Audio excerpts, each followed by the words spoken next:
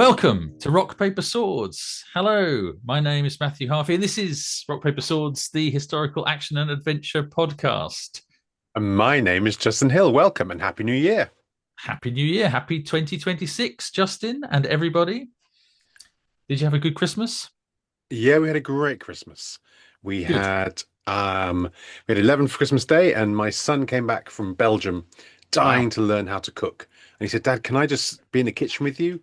And I kind of thought, oh my God. But he was brilliant. We got That's all nice. the That's kids lovely, was though. That's cooking lovely when one of your children actually wants to spend time with you and do something useful. and step up. Yeah. Yeah. And we did all the potatoes and the parsnips and the stuffing and the bread sauce on the day before Christmas Eve, which never happened. So Oh, that's great. Christmas was a great way of going in. It was very chill, very relaxed. Yeah. And our last guest left on the 4th of January. So, Wow. super extended period. Yeah. But it went very well. Yeah. And yourself? Yeah, it was good. Yeah, had family round Christmas Eve and then Christmas Day and Boxing Day, and then we got rid of everybody on the day after Boxing Day, which was just about long enough, I think, to have everyone in the Mm. house. I don't know how you put up with people for quite as long as you did, but yeah, it was good, and yeah, lots of cooking. I did all the cooking on Christmas Day, and we did actually I did Christmas Eve as well. I think pretty much, Brilliant. and Is yeah, Christmas Eve a big celebration? in That's Spain, more it's what Spanish, isn't people it? that's what people do more, but it was more around the fact that because my kids are a bit older now, they've got partners that they Yeah. need to go to, Christmas Day for the other family and stuff. So my eldest daughter was around with her boyfriend, but they were leaving on Christmas morning to go to lunch at his house, his parents' house.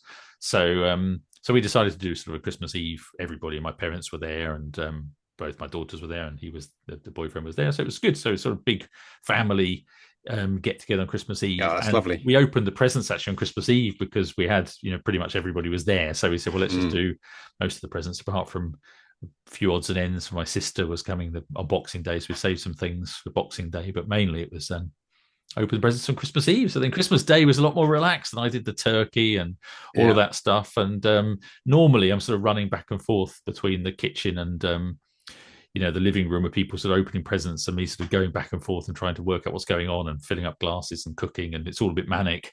But this time it was much more relaxed because I was just cooking and sort of chatting to people, but it was all more chilled and food Yeah, was it all sounds good. very lovely. Maybe this is the future Christmas. Yeah, Bit more relaxed, less pressure, less yeah. crying. Less crying. Yes, the kids get older, there's less crying. Well, there's different types of crying now. People sort of there's a few sort of minor rows and a few sort of few bits of grumpiness, but the less said about that, the better. Yeah. But no, it was all really nice actually, and we're sort of we're getting to that stage now where the kids are grown ups, and so it's sort of there's a new generation of kids coming along. My Mm. niece now has had a first child, so I think in the future it's going to be more little children will be coming Back to the along. crying. Back to the crying. But at the moment, it's kind of less sort of worrying about presents and more just about Yeah. being together and having a few drinks, something to eat, and sort of chilling out. So yeah, it's good. Yeah, we go horse racing on Boxing Day, Oh wow. which is a lovely kind of antidote to Christmas because Christmas you spent kind of inside, and Boxing Day you're out in the cold, and you can kind of feel the thunder of the horse hooves through the soil. And the last two times I've been, I've had a great kind of run of luck. Ah, brilliant. And clearly I've paid for it because this time I Oh, didn't even get a place. I mean, oh, never mind a okay, win. okay, okay. The first race we turned up, I had horse number 11, and they have a kind of little track next to the side of the race course where the horses kind of go down to get into position. And number 11 came running past without a rider, all on this track. I And I knew was you were like, going okay, to say. I think you were great. going to say fell over and broke his leg or something before he got to Had to be shot now. yeah. Yeah, so that apart from Boxing Day, it was fabulous. Yeah. But I mean, you've been lucky in everything else in 2025. You can't have all the luck. You managed to I be yeah. co-presenter, co-host on Rock Paper Swords. I mean, it's just like I know you've been nominated for a Booker Prize in the past and you didn't win that, but you could say that becoming co-host of this podcast is probably better than winning the Booker Prize. I'd say. Absolutely. Well, I get to spend more time with Matthew Harffy than probably everyone, apart from your wife. I thought you were going to say more than anyone else would ever want. Yes, probably. Yeah. But well, and on the note of the podcast, we should Hmm. announce that there's been some changes to the podcast, of course, not least of which over the last 6 months, of course, you've joined. But Hmm. now we've just kicked off some new Patreon tiers. And We so have. anybody is already following us on Patreon. Of course, we always say thank you very much to all the patrons that follow us. And if you've been thinking about possibly supporting us on Patreon, which is somewhere where you can sign up. I mean, I realize we always mention Patreon, but we don't really describe what it is. And so for anyone who doesn't know and have been listening to this, it's possible you don't know. It's a site that you can sign up for free and subscribe to different creators. And we've got their own page on there. And it's a way of us talking directly to people through like a community channel. You've got chats and things, but also you get rewards. So you get, depending on the level that you subscribe to, you can start off at free and you just see our free posts on there, which is like almost like a blog. But then you can go from as little as £1 a month and go through different tiers. And the more you pay, the more rewards you get. And so some of the rewards are things like you get access to books, like the people beta readers got some of the people got access to be beta readers, test readers for the novel or the novella that I wrote with Stephen Mackay last year. Everybody beyond the first tier gets to hear bonus episodes. Every month we release bonus episodes, and there's all sorts of other bits and pieces of content on there. And so if you've been hearing us mention Patreon, you've thought, oh, I'll have a look at that, or maybe you've wondered what it's like, go and have a look at all the different tiers we've got on there, because this month we've got a 20% discount for any of the new tiers that we've just added. Before we had top fan, we had fan, top fan, or producer in that sort of order. And then now we've added, do you remember what we've added? Justin, I don't remember? know. We've added executive producer, VIP, and legend. Okay, So these we are love three legends. higher tiers. Legend, of course, being a nod to one of our favourite writers, David Gemmell. I think Yeah. that's a nod to him, and of course his first novel, Legend, which is great. But yeah, so you can get all sorts of things right up to the top tier, where you can have one-to-one Zoom calls with us every now and again, and signed copies of our books and things like that. So go along and have a look. But as I say, for those new tiers, the first month, if you sign up in January, you get a 20% discount. There's a code on there that you can have a look at. You go and Patreon will be the top post on there. And if you're currently and if you get one of the lower tiers, you get 10% discount. And if you're a current subscriber and you want to upgrade to a higher tier, contact us, let us know, and we will discount you last month's payment, your previous month's payment, because it's impossible to do one of these code discount things for current subscribers, which is very strange. But we want to show That'd be too easy, wouldn't it? For people. So, and to we value everyone's support. So if you want to go up to one of these higher tiers, then please let us know, and we will be forever grateful and also discount you your previous month's payment. Yeah, and we really appreciate everyone who's helping to support the podcast. Yeah, we had a bit of a brainstorm what we could offer, and we think there's some pretty fun things there, and we hope that there's stuff that you will find interesting and exciting, and would love to help support and join. Yeah. And yes, I hope to see more of you in there. And there's a little community already there, and people chat and ask us questions and things about get to their say about what we're going to talk about and things like that. So as I say, bonus episodes and all that sort of stuff. Have a look, check out the rewards, and if you don't want to follow us on Patreon, that's absolutely fine. And these podcasts will continue to be free to access wherever you're listening to or watching it now. But of course, you can support us in other ways, which would be, for example, leaving a review, leaving a comment on whatever platform you're watching on, tell other people about it, tell your friends or other, readers or people you think would enjoy the podcast. And that would help us too, because the more people know about it, the more views and listens we get, the better for everybody. Yeah. So we haven't really talked about writing. 2026. Where we're at in 2026. But as it's the very first episode, and we are recording this on the 6th of January, I don't think either of us have actually done very much in the writing space so far. As you said, your guests have only just left the house like a day ago, and I've only got sat down yesterday really for the first proper day of writing. So I don't think we've got much to talk about. And our guest for today has already arrived and is in the waiting room. So I think we Let's get hold Essie on in. to, let's get Essie in, and let's talk about our writing next episode. We talked quite a lot about it in the previous episodes, running up to Christmas and over Christmas. So let's get Essie in and talk about her books and Gothic horror and all that sort of stuff.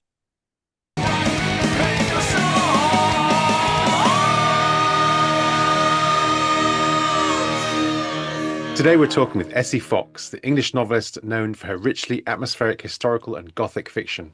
Essie's debut novel, The Somnambulist, was shortlisted for the National Book Awards and featured on More 4 TV Book Club. And her subsequent novels, including The Fascination, an instant Sunday Times bestseller, and Dangerous, a Times Book of the Month, have cemented her reputation for dark, immersive storytelling. Essie hosts the podcast Talking the Gothic, where she delves into books, art, film, and the wider Gothic tradition, blending literary insight with her own love of the eerie and atmospheric.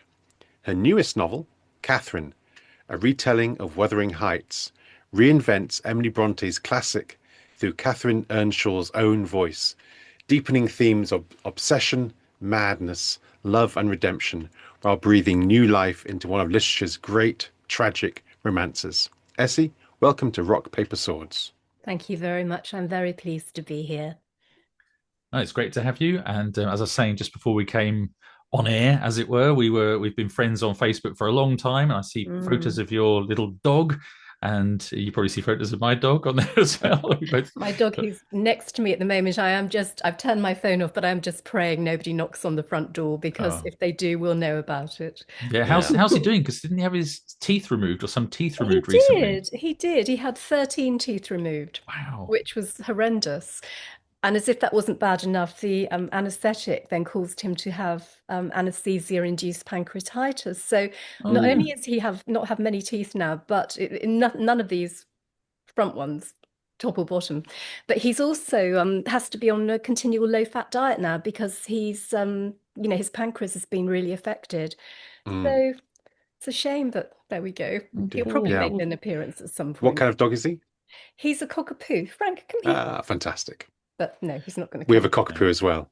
Do you? And our Labradoodle, funnily enough, yesterday went into the vets he had a couple of lumps to be removed. They do get these fatty lumps, don't they? Yeah. Up to a certain age. And he had one on his knee, which it kept getting quite ridiculously big. So we had that taken off, and he's quite woozy today. Oh. Well, my dog isn't in the office with me, but he's a poodle cross as well. He's a border collie poodle cross. Oh wow, that's an interesting cross. Yeah. So border canoodle. Very, very excitable. He's a bit manic, and he hasn't had any visits to the dentist or to the vets in the last 12 months or so. But the year before, he had a couple of things as well. It's very stressful when they get poorly and have to go in and have operations and stuff. So, but anyway, with all of our dogs are okay. That's the dog. They're all the around. Dog podcast over. That's the dog podcast over. Anybody listening who's got dogs will appreciate that. But now on to the writing. So Catherine, your new novel, when's it coming out? It's very soon, isn't it? It is. In fact, I've got the proof next to me, but it'll probably be back to front, won't it? It comes out on February the 12th.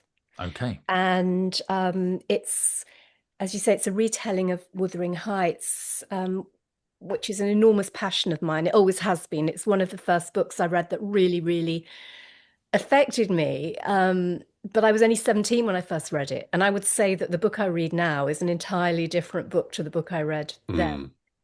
Certainly my perception of it and of the characters and of the themes.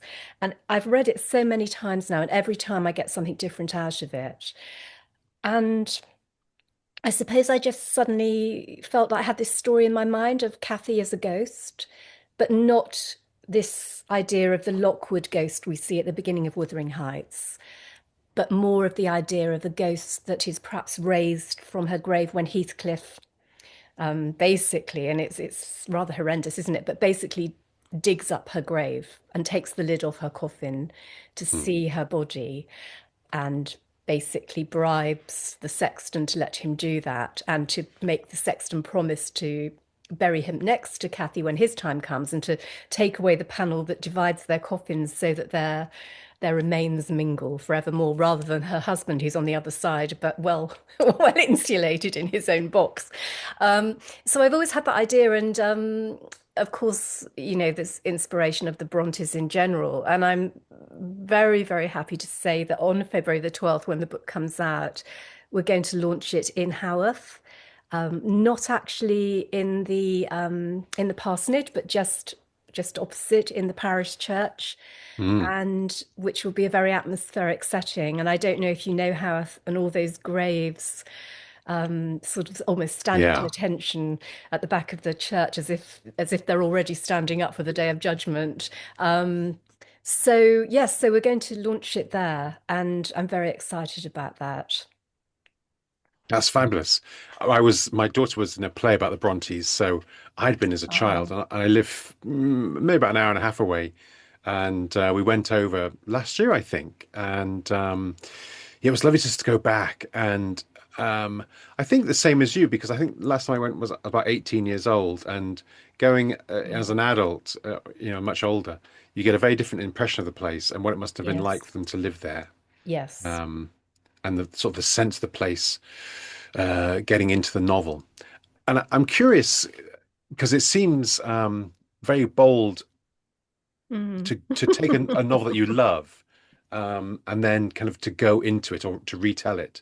Was this something that you've been thinking of for a long time, or it's It a kind of is, later development? but I do agree it is bold, and not only do I love it, but so many people love it or hate Mm, it. It really is a Marmite book. And I was rather cautious and always kept putting off the writing of this because I thought, how basically it will be perceived as being incredibly audacious. And I do understand that. But then I kept thinking, I have this story very strongly in my mind. It's a story which basically runs concurrently with the actual story. It is a retelling. I have taken all of the main beats and themes of the novel as they are described by Nellie Dean, whether we can trust what Nellie Dean is telling us or not. And so they are all there. They are still there, and people who know the novel will recognise the unraveling of it and those scenes. But what I've done is then I've woven in and out things that Nellie Dean could never have seen because she wasn't there. So it's caused a reinterpretation of those events because Nellie Dean's interpretation of what she's seeing is very much guided by her own, of course, is her own emotional reaction. And what I think is so brilliant that Emily Brontë did is every time I read it, I realise that Nellie Dean is not reliable as a narrator, but Emily has totally sort of. We don't know that much about her. We know she's always lived at Wuthering Heights since she was a very young baby, and that her mother nursed Hindley Earnshaw. So they were brought up like brother and sister in much the same way that Heathcliff and Cathy were brought up like brother and sister. And so I think I tried to look at it from her point of view with a much more sort of in-depth sympathy because she was raised in that situation but then became a servant in much the same way again that it's mirrored with Heathcliff, who then is forced to become a servant. And in both cases, I think, because Hindley was perhaps getting a bit too close to Nellie, and Hindley's mother suddenly insists that if she wants to, she's getting a bit older, if she wants to stay at Wuthering Heights, she has to become a servant. She's getting above herself. So she was being educated alongside Hindley, and suddenly that all stops. And that's mm, exactly what happens with Heathcliff as well, but in a much more brutal way. But Hindley grows up, sees Cathy and Heathcliff getting friendly, has other ideas for Cathy that she, hopefully she will marry the great wealthy man of the neighborhood and therefore help Hindley with his gambling and his debts and his social aspirations. But again, Heathcliff who's been raised and educated and brought up as a member of the family, is suddenly subjugated to be a servant. And there's what I found was that the novel is full of mirrors. There's those sort of mirrors. There's the mirrors later on when after Cathy's dead and she's had her own child, another Catherine, And when she goes to Wuthering Heights and is more or less basically kidnapped by Heathcliff, who has plans for her, and he has become an absolute monster by then. But again, what you see are mirrors of what happened in the past in the novel. It's so complex. There's Mm. so much going on. And it was an absolute joy and a heartache. But it was such an interesting experiment in a way to try and write something which is very faithful to the original, but also veers off from it and goes along darker alleys. So that's what I've tried to do. And hopefully, it is bold, but hopefully, I pulled it off. I don't know. We shall see. Yeah, The responses we've had so far have been very positive, so that's lovely. yeah. I imagine you have to study Wuthering Heights in a complete different way than a reader in order to Mm. kind of to deconstruct it and then put it back together again in your own voice. Was that an interesting process? Did you learn something new about the book during Um, that? I think what I just is just was I was trying to look really closely into the characterization, and as much as what is not said as what is Mm. said. But what again I thought the genius of Emily Bronte is how she infers things and how she lays clues.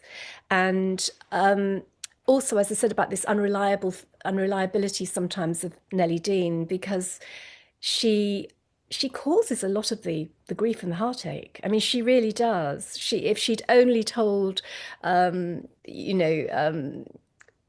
Kathy that Heathcliff had sent a letter before he eloped with her sister-in-law, that he was desperately begging to see her again, but Nellie hides the letter. If only she'd, told many things that happened. If she'd only told Kathy when Heathcliff was in the kitchen, when Kathy was telling Nellie that she was thinking about marrying Edgar Linton.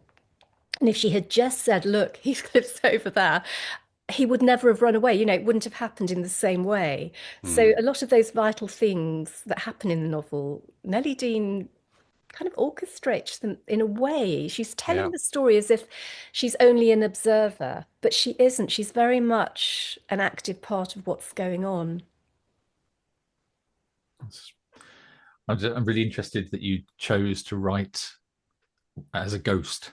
The idea Yeah. of writing from a perspective of a ghost, which obviously makes it incredibly gothic. And when did that idea come to you? When did you have that Well, initial? it's always I think because very further on in the novel, towards the end, Heathcliff is when he's really, really become an absolute monster and he's done some appalling things, which again is why lots of people absolutely hate him and despise him and say he's not a romantic hero. And no, he's not a romantic hero. There is a great passion and there is a great romance there between him and Catherine, but it's also as much a romance based on hatred as much as love and obsession. And it's all confused with social aspirations and shame and guilt and racism and things like that. Um, but the towards the end, Heathcliff is having almost a confessional moment with Nellie Dean, and he at that point his son has died, and he's just talking to her because he's looking at young Catherine and also Hareton, who is Hindley's son, and young Catherine and Hareton, so their descendants, the next generation, are falling in love. And Heathcliff is realizing that everything he wanted to do, which was basically to ruin the lives of the people he hated because they had stopped him being with Catherine and they'd subjugated him, enslaved him. He'd wanted to ruin them and their descendants, everything they'd ever loved, everything they'd ever owned. And he's suddenly looking at these two and realizing, they're actually falling in love and there's nothing I can do about it. And Mm. that at that point he's giving up and he's saying to Nellie, I really wanted to hate them, but every time I look at him in particular, I see Kathy, I see her eyes, and find that I just cannot do it. I cannot ruin their lives as I had intended to. And then he's mentioning that he says, do you know I actually on the day that, or the day before her husband was buried 18 years after she died, he said, I went and the sexton was there digging Linton's grave, and I asked him to show me Kathy's coffin and dug it up. And I thought that's such a Gothic scene. It's so horrendous, actually. The idea that so many years as well after somebody has died, that you might actually want to even, take the lid off the coffin and see them and embrace them. And Nellie That'd be Dean does say awful. to him, were you not horrified? Did you not fear what you would find? What if she had been changed? But the thing that Emily Bronte did so cleverly in the novel is she makes it clear that the peaty soil in the area preserves the dead very often. So the bodies are preserved. And he says, no, she was just as she was when she died. But the sexton did warn him, once the air touches her, she will change. So you've got this really Gothic, really dark, horrific almost idea that this preserved body at any moment might just disintegrate. But I just took that theme of that scene and decided, okay, in the original novel, we have Lockwood seeing the ghost, or does he? I'm not sure whether he really does or whether it's a kind of fever dream because he's been reading Kathy's sort of diary notes in books. He's seen where she's written her name on the ledge, and Kathy Heathcliff, Cathy Earnshaw, Kathy Linton, and I'm just not sure whether Emily meant us to think it was her ghost or not. But I thought, okay, I love that ghost idea. I'm not going to follow that one because in my story, which is Kathy's story, she never knew Lockwood. She died 18, 20 years before he turns up. And therefore, I could have tried to shoehorn him into this novel, but it would have been that, and it would have detracted from the main obsessions of her ghost, which are her daughter and Heathcliff and what he is doing. And basically, it's a sort of redemption novel, really, because she is woken from her grave when he digs her up, and she then remembers gradually because she can't even remember who he is at first.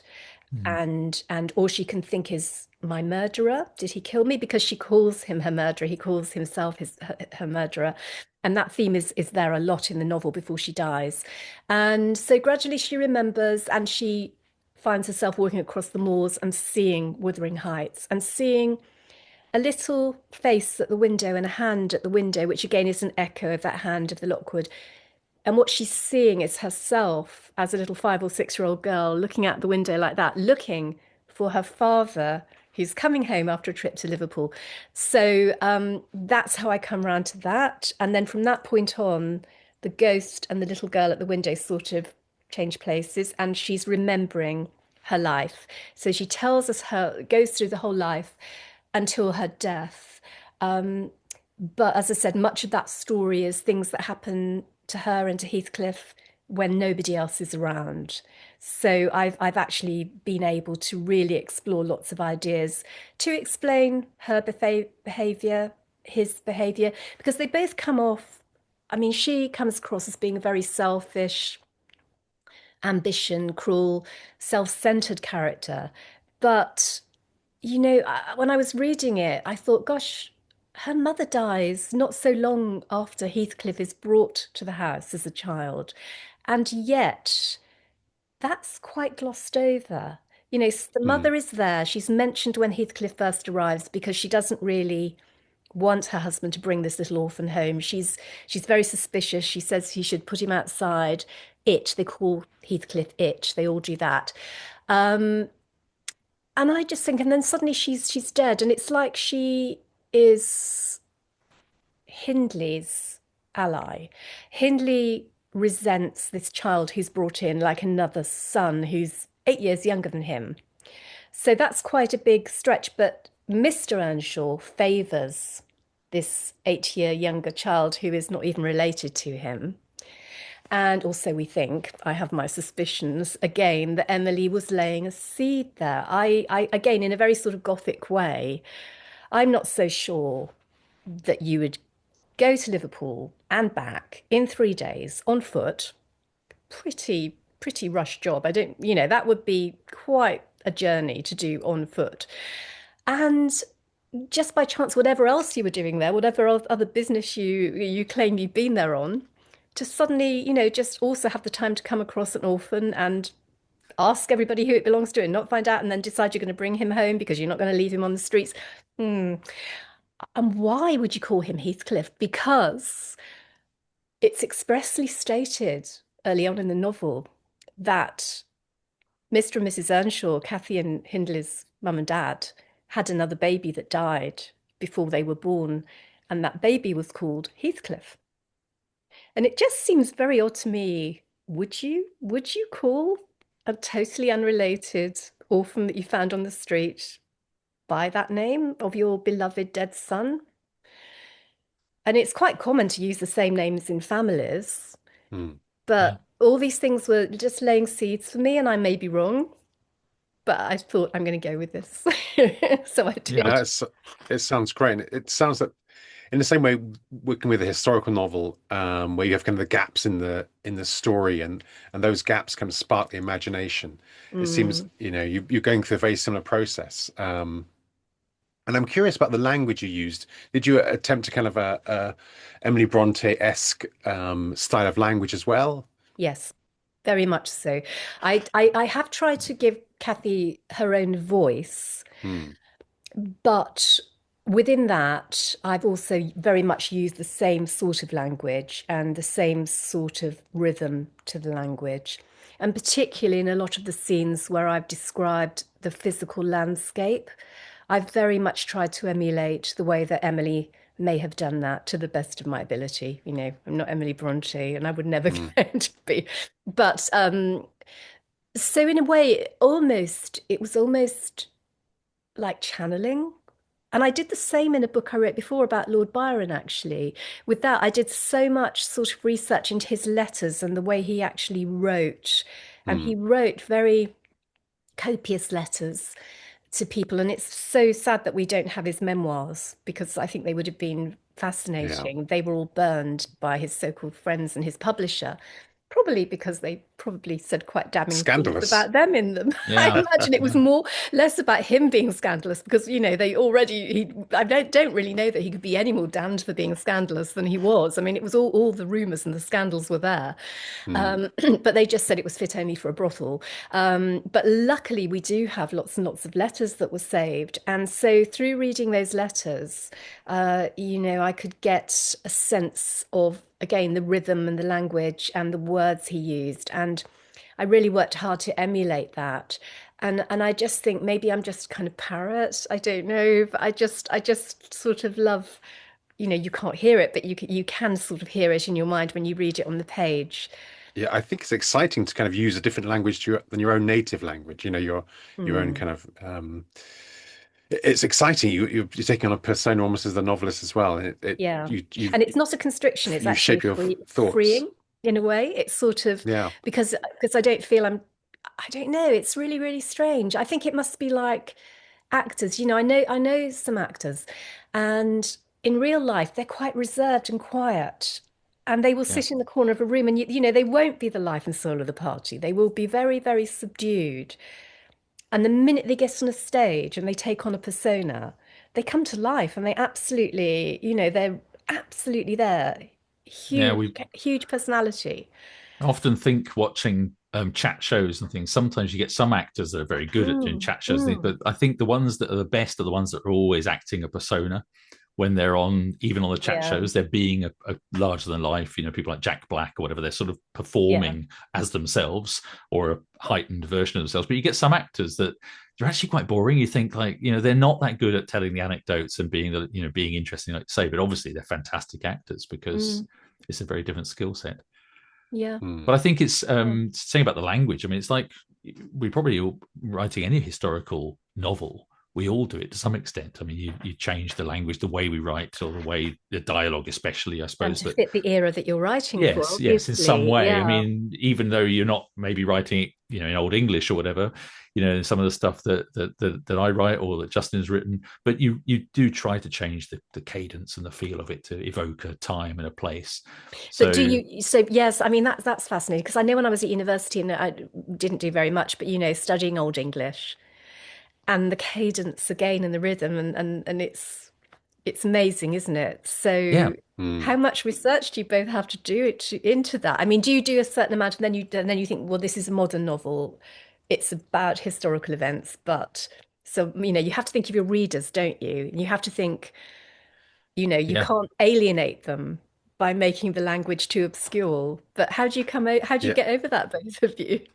I imagine there's all kinds of different ways. I mean, I did Old English and Norse at university, so I went back and kind of buffed up my Old English, and I tried to use no words that weren't of English or Latin derivation. But invariably, I think lunch snuck through, Yeah, because of of all course we're words. so influenced by French language, aren't we, in this country Yeah, as well yeah. now? Yeah, But so I mean, Latin was okay because a lot of words come in through Old English, clerics and things. yeah. Um, and then just trying to kind of play with the imagery. I think kind of capturing the imagery and the way of thinking is a good way of capturing the sort of soul of a time. Um, Mm. and it was very one of the challenges with Old English is because there's so much Old English poetry is about kind of winter and frost and being alone. And I was kind of stuck. You Mm. can't have a whole novel set in winter. But actually, the hagiographies, the saint lives, are full of kind of details of summer and bounty and kind of um, beneficence of life. And that often they're written in Latin, but you have all that detail there which you can use in a novel. Mhm. I'm going to say what Justin said. Mhm. I feel I often half jokingly say that when I was writing my debut novel, I when I go back and when I was editing it, I realized the point halfway through when I started reading Justin's Shield Wall because my writing got better. Because as I was writing, I read Justin's book about the build up to the Battle of Hastings, and he was so good with the language and the use of language that I kind of took it on board as well. I think even like through osmosis. Yeah. But definitely the thing of like the not of using words that are not that didn't come into the language until much later. Mm. So trying to use words with an Old English root or a Norse root, you can sort of stretch the Mm. boundaries a bit. And at the moment, I'm writing a book set in second century Rome, which I don't really Oh, know wow. as much about. And one of the problems I'm having is when I'm delving into the research and things like Latin, and I don't speak Latin, and sort of trying to sort of get to maybe the smattering of terms that people would use when they say instead of do they say dominus or domine or whatever. And Mm. then I realized I'm reading like books. I just listened to an audiobook by Con Eagledon, who's written loads of stuff about ancient Rome, and it's Yeah. brilliant stories, but he has, and I noticed it was in different TV things as well, like the Rome HBO TV series. They would say to people Dominus. They say Dominus. Say yes, Dominus. I'll do this Dominus. Right. And I looked at, and it's wrong. It's the wrong tense. It Domine. should be Domine. And Mm. so I'm like, Yeah. oh right. So what's going on there? And so Right. it's like an anglicized version. And then I'm thinking, well, do I use the version that everybody's going to think is right because they've seen it in all the films and heard it in the books and read it in Mm. the books, or do I go with the real thing? So at the moment, I'm saying Domine, Yeah. Go with the real thing. and I'm thinking I'm going to put a note. I'm going to have to put it into the historical note, and have like a Yes, note you on could language to do. say Absolutely. Yeah. and say, Mm. I've used domine because that's right, But it's weird because then I start thinking, well, is it right? Because I don't speak Latin, and I'm It's sort of terrible, isn't it? When you sort of you're researching something and you're yeah. making notes and you're pretty sure of it, so you're writing it, and then something you'll hear something or see something, and then you just start to doubt Well, yourself, and it's a it was horrible literally, feeling. yeah, I put in Domine and then I was literally listening to the audiobook of this new Con Eagledon book, and they're saying Dominus this, Dominus that. And I'm thinking, well, hang on a minute. So I go back and Right. spend an hour, re-researching it and go, I'm Yes. sure I'm right. It's very strange. Yeah. No, But do what you feel is right. And it's not the sort of thing, you know, because I don't know a lot about that era, I probably wouldn't have picked that up. I know a lot of your readers might, probably yeah, would. well, this is the thing, isn't it? You But Mm. just don't know. I mean, you can be guaranteed that if I get that right, I get something else wrong. So it's that's one of the things that we Mm. have to you have put to up know we're with. writing a story. So I think the thing is, isn't it? We have to be as, I just feel, I really do strive to be as historically correct in the context of what I'm writing and the speech and everything. But at the end of the day, it's, I was saying before, you are trying to connect with modern readers, Yes, and you don't absolutely. want to put them off, and you don't, because we're not writing textbooks, we are writing stories. So I think it's it is on our shoulders to be as accurate as we possibly can while still making that accessible. And I must confess, it does irritate me when I'm reading novels in the eras I do know more about historically, and I will see something that is absolutely jarring. And it's a shame because that can actually put me off wanting to read the rest of the novel because I just think, gosh, if they got that so wrong. But I think this is why we strive to get as accurate and authentic as possible. And talking about the language and the fact that we're aiming for modern readers, I think it's something that anyone writing historical fiction needs to take to heart. And we've talked about it before on the podcast with different writers. And I always think about the most modern story I've written was set in 1890 in Oregon.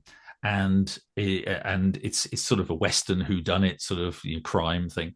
And the authentic language for the time is riddled with terrible racist epithets all over the place. And so when referring to the Native Americans or to the black slaves and things, there's all, and so my initial thought was, I'm going to write really authentically. I had all these terrible words in there.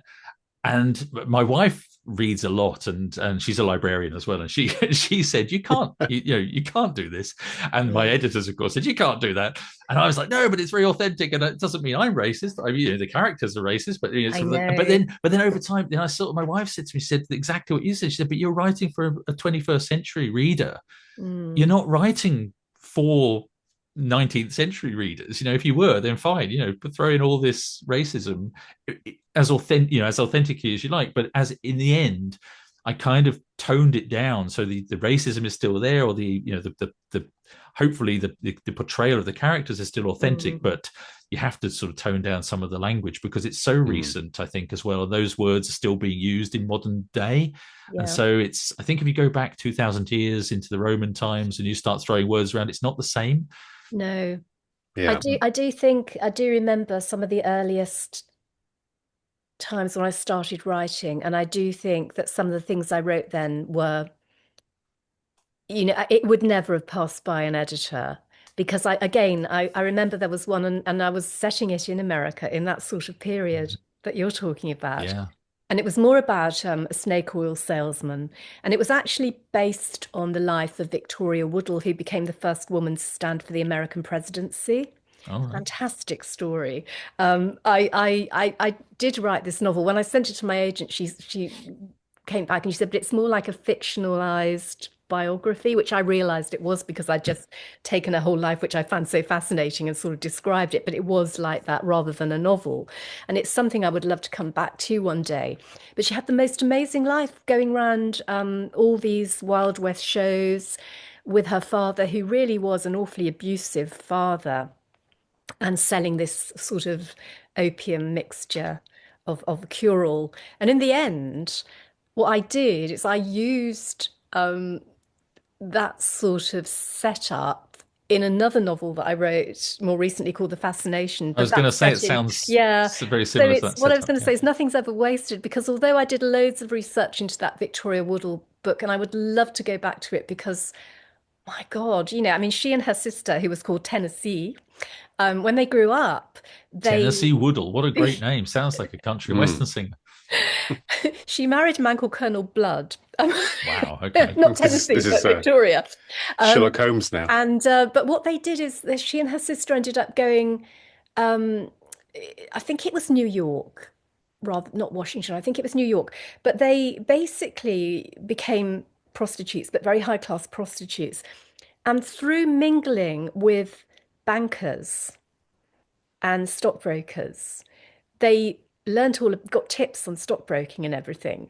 And then they would sort of pass on these tips through sort of psychic circles. So they became like, they were spiritualist mediums as well. Brilliant. But it was all sort of what they picked up in the brothels. And then they were able to pass on tips and became very wealthy themselves, but also became quite influential with very important businessmen. And in this way sort of got influence to get supporters to stand for the presidency, which was quite something, actually. If only Victoria could come back now. Yes, well,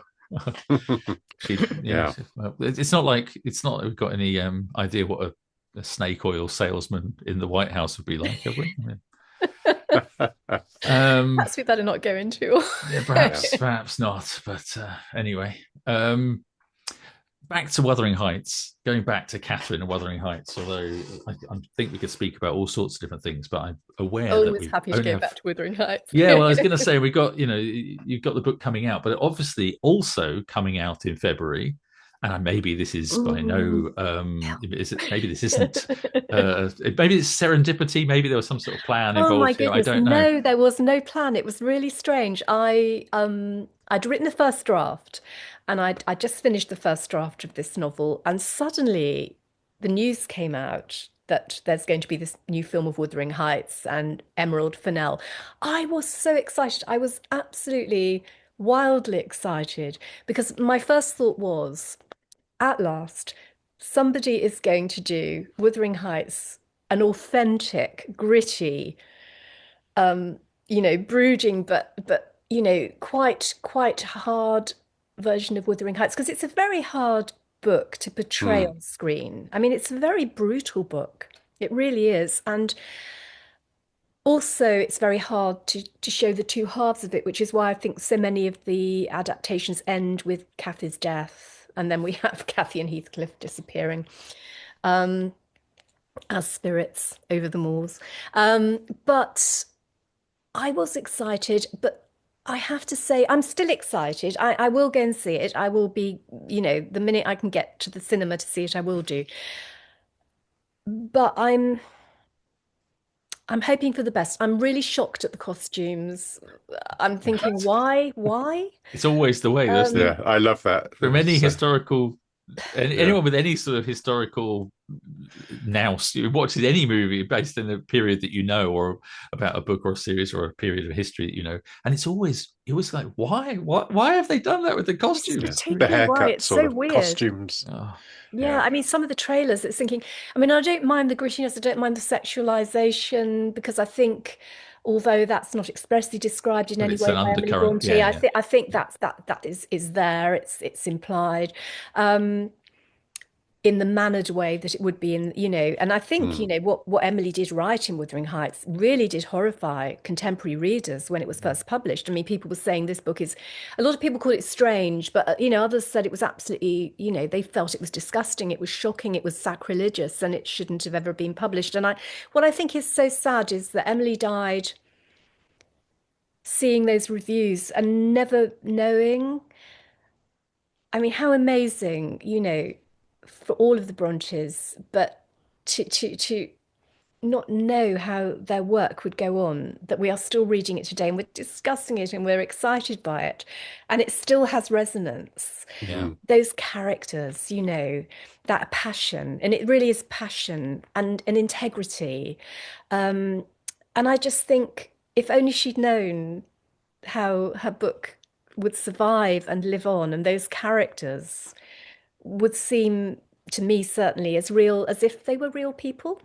And I think isn't that what any novelist would aspire to, and most of us only ever dream about, to actually create characters that seem so real that people still talk. I mean, people say, horrible man, and they talk about him like that and get very incensed. He's fictional. Can you imagine, and like you say, we only dream of, in 150, 200 years, people talking about our books. You think it's to me it seems completely unbelievable. I'm sure to Emily Brontë it did as well. She probably never thought of that as a possibility, but it is incredible. In a world she could barely imagine, her stories and her characters still have relevance and still inspire passion and kind of devotion as well. It's a great watched the Sully, the Walk Invisible, or the film about the Brontes the other day, and how it suddenly switches from that time to the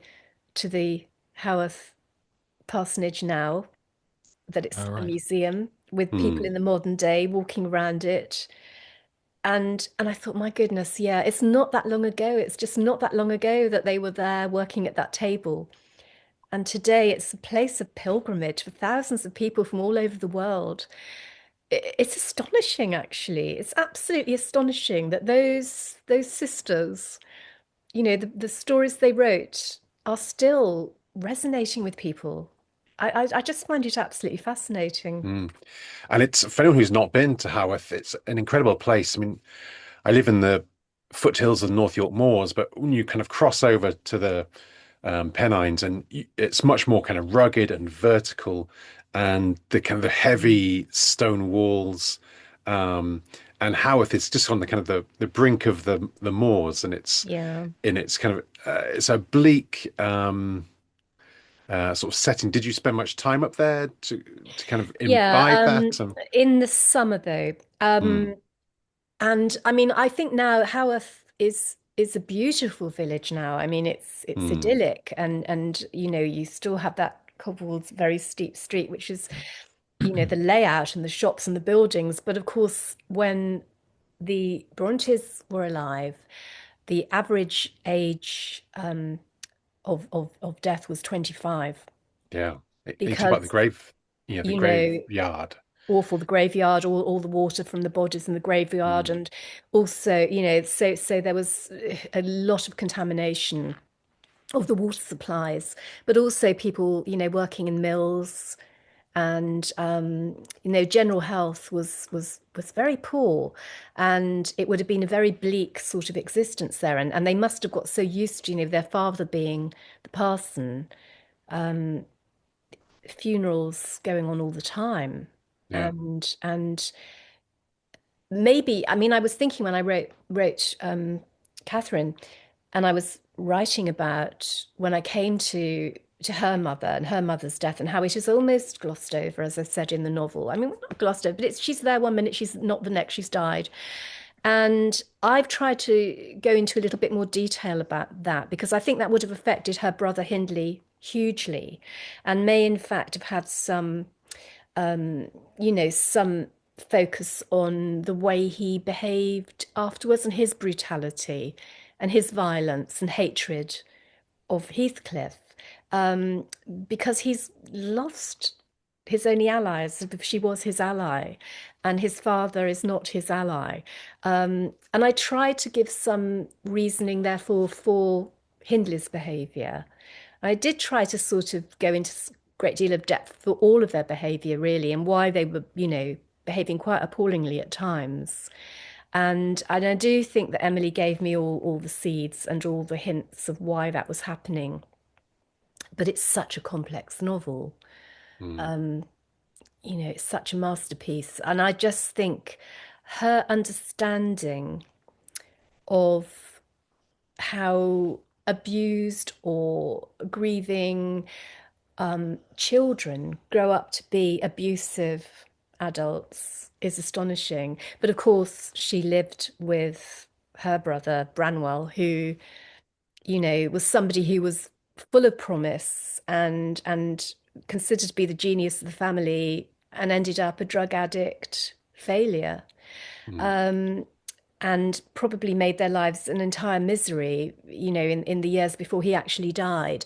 He's a very tragic figure, actually, though, and I think that, um, you know, he deserves a book, probably. I would love to write a book about Branwell. I think he's absolutely so interesting, and all of the possibility and all of the it was all there. I mean, he really was considered to be, he was going to be the savior of the family in a way. And in a way, when your father is a parson in a tied house in a village, if their father had died or become too ill to be working, they would lose their home, they would lose everything, they had no money. So the whole thing about their writing was to try and make money, to try yeah. and secure their own lives and their futures, so that if anything happened to their father and if they lost their home, they would actually be able to be independent. As writers, we have something whenever we finish a novel. We have something quite unique to being a writer, and I suppose other creatives have it as well, which is that moment of trepidation and fear and horror. I don't know what all the different emotions when you give it to someone else to read. For the Yeah. first time, when other people start reading these things and they tell you, maybe boundless enthusiasm and think this is the best thing ever written. But I don't think most writers probably don't feel like that. But if we were talking about the ghost of Catherine coming back, how do you think Emily Bronte would, if she came back as a ghost and read your book? Do you think how would she react, or how do you think she'd enjoy it? Do you think she'd be horrified by it? Do you think she'd like it? Would it fill I you with hope she'd fear? like it. I hope she'd take it in good heart and know that it's done from a sort of adulation sort of basis, because I love her book so much. It's just obsessed me for so long. And I think it is a book about obsession. And therefore, I think she would understand that, because I think she did understand, for somebody living the life she did and dying at such a young age, and not having been married, and living in a parsonage with her sisters, but she had traveled to Brussels, and she had, she wasn't naive by any means. I think she was amazingly well read, as they all were, and really understood the human condition. And maybe because of that, she would be okay with the fact that I've tried to dive deeper to analyze in a way that fits our own time. Maybe she would understand that. I hope she would. That's all I I can think so. say. I think so. I think it's incredibly brave that you've done it, and you sound obviously. I hope it'd be very successful. It sounds brilliant, and obviously your previous novels have been great successes. So I'm sure it would be wonderful.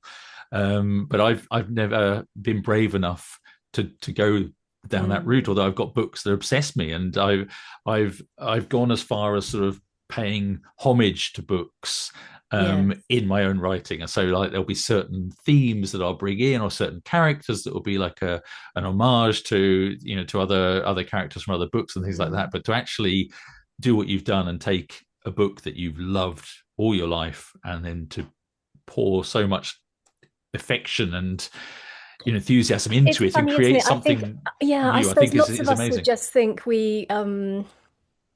perhaps it's fan fiction. Maybe that's what it comes down to. It's fan Well, fiction. I suppose if she was still Um, alive, would it be? I mean, that's the thing, because it's interesting, isn't it? Because obviously people do write, fan fiction about, Harry Potter or whatever, or Star mm, Wars or something that's mm. a current thing that's being still, created, or is very, very recent.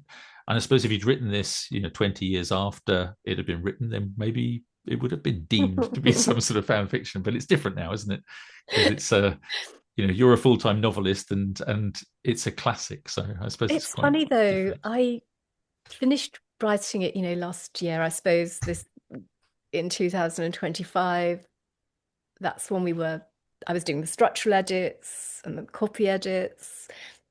And then it all happened very quickly, because the book was actually going to be published in October 26th. Right. Okay. Lots of time ahead. Yeah. And suddenly the sales and marketing team I think in November, decided, no, this film's coming out. Yeah. It's got to come out then, which fills me with huge trepidation, really, because I don't quite know what aspect the film is going to take. And it obviously, I mean, I'm dying to find out. What I've heard and seen so far is quite far removed from my own vision, which is a relief, actually. Um, I don't know whether it's good or bad, but I suppose if people are interested in the book, hopefully it might encourage them to read my version as well as go and see it. I don't know. I'm hoping that they'll either go and see the film and love it and then want to read more, but then perhaps if the film is so different to the book as it seems to be, it worries me a bit, because I am being much more loyal to the book and the style, um, simply because I wanted to be as faithful, but also it is paying homage to Emily Yeah. Brontë, whose writing I adore. Um, so I don't know what the fallout of this is going to be, but we shall Well, see. the book is always better than the film, isn't it? So people can watch the film and then kind of refresh their memories of Wuthering Heights through your book. Well, we'll see. I mean, as I said, I'm really excited about the film. I'm Mm. just a little bit perplexed, because I mean, you know, if you're going to make a film of a classic that so many people know and so many people love, Why would Kathy in the film is 35, about 35 years old and blonde. And Kathy dies at 18 in the book, and she's dark. And Edgar Linton, who Kathy marries, is sort of like an archetypal opposite to Heathcliff. So Heathcliff is dark, probably mixed race. There's lots of, he's called lots of words which allude to his colour and his racial Mhm. difference anyway. Um, and Edgar Linton is so he's black haired and swarthy skinned, very dark eyes. Edgar Linton is this mirror thing again, but an inverse mirror. He's blonde. He's got curly. He's described as having angelic curly hair, and he's slight. He's very almost effete. He's very elegant and poised and well brought up and manners, and Heathcliff is rougher. In the film, Edgar Linton is a very handsome, I can't remember his name now, but a very, very big, burly Asian guy. And I'm thinking that's an interesting choice. Yeah, Because yeah. Emily, the whole thing about these people's appearances, it's quite important to the themes of the novel. But again, why not? I suppose perhaps one thing that Emerald Fennell did say, and I think this is perfectly justifiable, is that when she first read the novel, she was 14, and the film that she's made, I think I read this correctly, is really a sort of how she envisaged the book when she read it at 14. So probably how she would read it now would be totally different. But Hmm. this sort of almost fever dream of passion and this great romance is what she read then.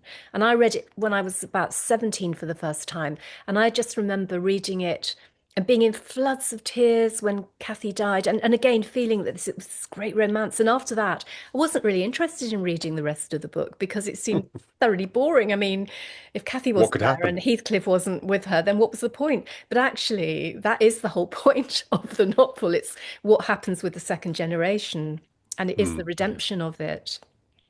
It astonishes me. I haven't seen the film or the trailers for it, but it generally astonishes me that so much money is spent on film and productions and television, and almost the opposite of what you've been saying. You've been demonstrating kind of clear love and respect for the sources. And this is, as a Mm, historical novelist, I think that's, one of the things we get excited about. And the lack of respect for the sources or the time or the book is something that continues to amaze me with these huge kind of high production or expensive productions they put on, and how Yeah. they get the kind of the core of the story is missing. They've forgotten there has to be mm. a good Well, well, story. And yeah. I think we'll have to wait and see with Wuthering Heights. yeah, Yeah. I mean, Obviously, with they I this. can't time really it. want to see it, and I did Yeah. love Saltburn very, very much, and I do admire Emerald Fennell. So I think and they're brilliant actors who she's got on board. So Absolutely. I Hmm. think. I you think know, that. I think that, as you say, we can't judge it until it's out. And everyone will no, have their own opinion. Very much like the book. And I'm sure yeah, there'll be many, many people that will love your retelling of Wuthering Heights. I'm mm, sure, but I'm sure there'll be many people that will say, they prefer the original, and you shouldn't have yeah, written. There will, because yeah, people have very strong feelings, and people are very passionate about these kind of absolutely, things and and about these characters and yeah, these books. So, yes, but yes, best of luck absolutely. for it. Because it becomes almost like a sort of sacrilege. Yeah. If you love something that much and you have a very, very firm idea in your mind of it, then it Yeah. is hard to see it in another way. And that's why I'm Hmm. trying to be incredibly open-minded about the film because I have a feeling I'm going to love it. And it is a film, it is a different interpretation. And maybe sometimes that's good. Maybe sometimes we don't want an actual, word for word and scene for scene reproduction because read the original for that, and you can get the pictures in Mhm. your mind and you can see it in your mind.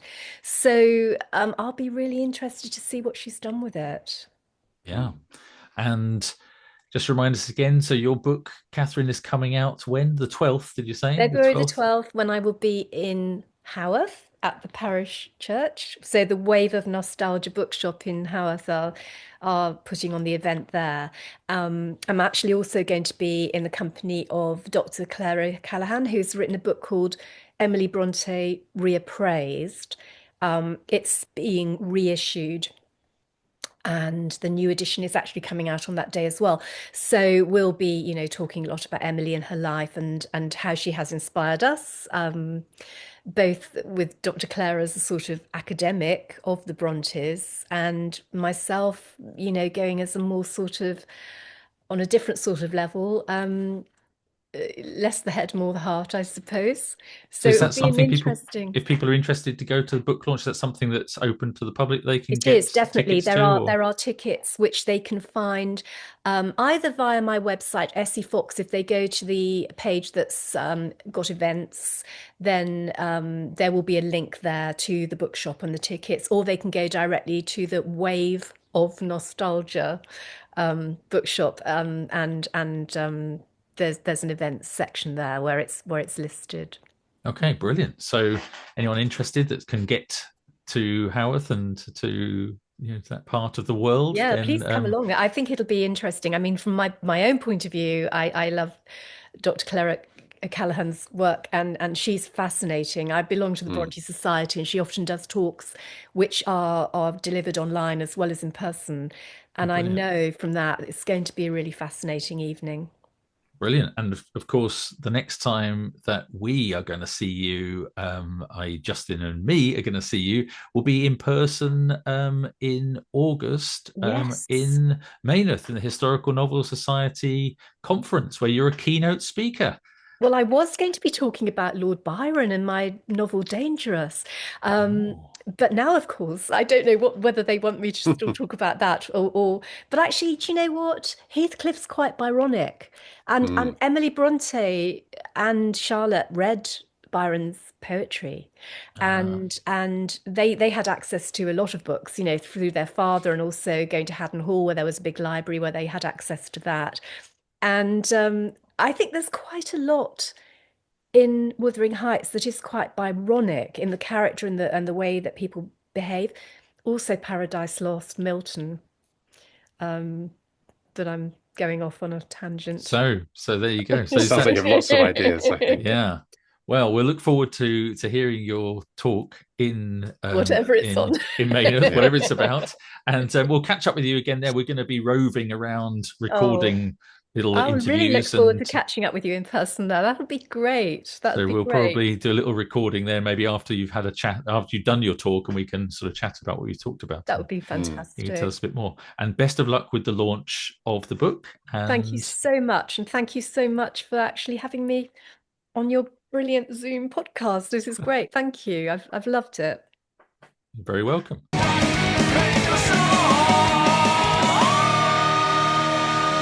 Oh, great. Yeah, she was so passionate and so she'd clearly thought about her novel, and it's this kind of a work of love as much as kind of creativity, and that really comes across. And I'm quite looking forward to reading the book, actually.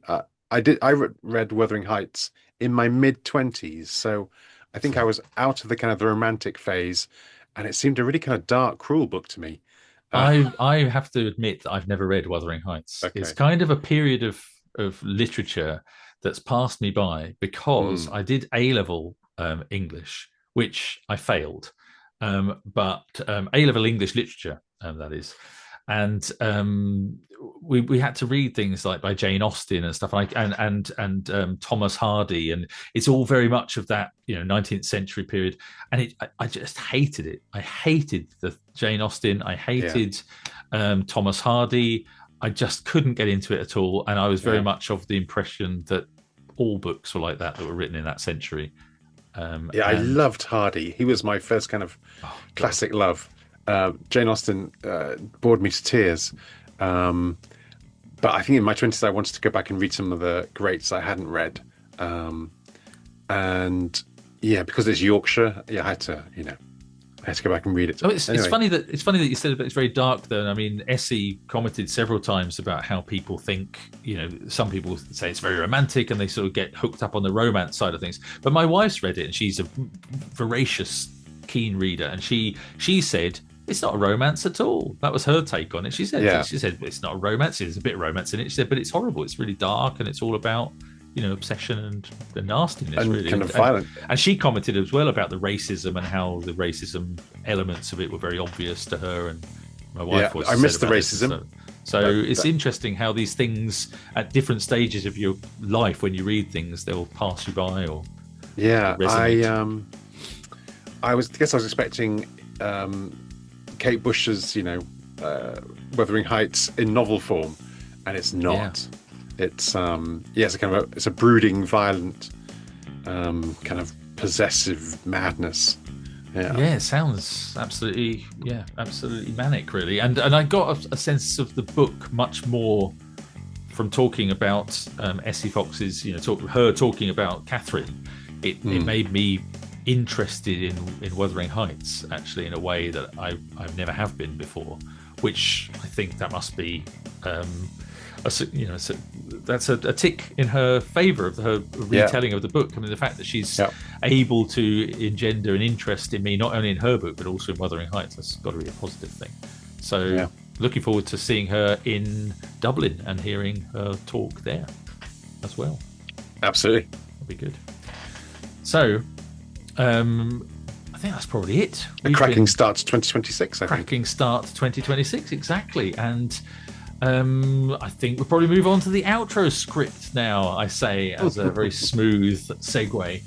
That's it for today's episode, everybody. We hope you've enjoyed it. Don't forget to leave a review and subscribe to this podcast wherever you listen or watch it. And thanks to all of our patrons, as we mentioned at the beginning. And of course, a special shout out to our Patreon producers, Adam Turner, Ben Mayer, Andy Maxwell, Ben Fox, George Johnson, and Matt Muller. And don't forget, we've got new tiers: executive producer, VIP, legend. You get your shout outs and more besides if you sign up to one of those or as a producer. And you can sign up on Patreon to support us from as little as £1 per month.